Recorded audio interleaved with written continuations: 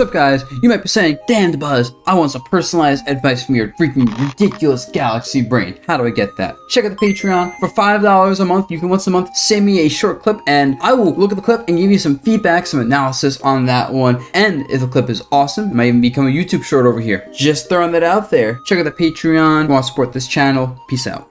What's up, guys? Back from Japan, and I gotta say, the Japanese neutral is, I won't say weird, but definitely different from the American neutral. I feel like players in Japan play very safe and very much to specific, like, interactions. Like, they try to set up the fights where they're gonna win the residual game over time, which is very different than American players, because I feel like in America, people are more willing to kind of go for, like, optimizing risk reward. I'm gonna use Fox as an example of this, because Fox is very common in America and Japan, but the style is completely different. In America, you fight a Fox player, and they're gonna call you out a lot in random spots. Like in neutral, like, oh, maybe you're gonna jump, so they'll do like run around, you know, play super lane because it's Fox, and then just fair you. Yeah, like combo going, there you go. Or maybe in neutral, they'll be like, time to just run up, jump in, and then like mix in double jump, and then like nair, and get like that nair into like big damage, right? Or even just sometimes they'll go like just straight up dash attack, and like it's all the same thing, right? Where it's kind of like they're choosing interactions where if they hit you, they can get a lot of damage, maybe even kill you. It is non-common to fight a Fox player, and they're just like, oh, you're at 100%, let's just go for a Rob smash, right? Call out the jump in neutral, like scare you, but knowing that like if it doesn't work out, you block that Fox up smash, you get punished. You block the fairy, you get a punish. They're choosing interactions that can like end the game more. Where in Japan, instead it would be like, oh, I'm gonna shoot laser and keep shooting laser. Like they're not gonna shoot laser and then like run forward, call you out or anything. They're just gonna be like, okay, shoot laser. Oh, you're getting a little bit close. Shield, you know, see if you're gonna do anything to punish, and then like jump away if they can't get the punish. And like really get this residual damage over and over, and kind of try not to interact. Try to win off making you make mistakes from this residual damage. If the Fox players saw me like jump in, for example, right? They see me do this, they're like, okay, he jumped in. Now we go for the up smash. Not as a read, but as a reaction to the jump in, right? When the options are limited, and I've already picked my option. And it reinforced me as a result. The thing of ways I can move forward and pressure without committing, which is where a lot of Luma shot came into play at Kagaribi. I realized, okay, I gotta do a lot of like this, take this space and put people in situations like this where now they're getting pressured, a lot of options being covered. I can use the lack of callouts and aggressive options and like risk reward scenarios to instead set up my own risk reward scenarios that are really good while being like very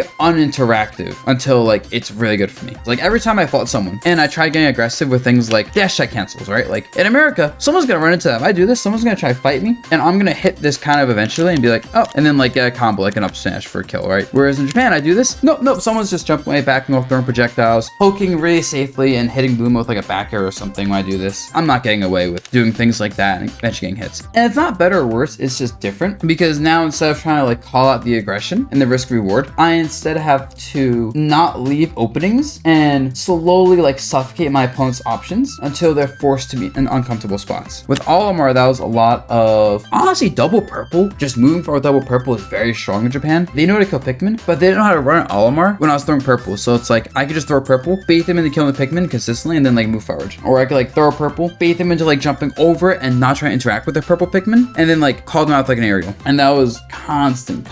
I think honestly, both America and Japan can learn from each other playstyle wise. Like the Japanese players, average player, could definitely learn to recognize when it's like a really good time to take a risk. And the American players could definitely learn when it's like, okay, the risk reward isn't really worth going for when you can just have no risk with lots of safe pokes, damage, and like punishes. Compare like Plus Airman to like Light, or compare someone like Hero's Bowser or Leon's Bowser. Hero's Bowser was super safe. Like he didn't take risks. He was trying to like find his opening neutral meticulously. So it was like actually a weird game of like wearing him down when I played him in bracket compared to someone like Leon's Bowser where he will constantly pressure you, take risks, and like really keep you guessing. And it's just the tempo is completely different. Hope this was interesting and insightful, and hopefully it just made sense even. All right, peace.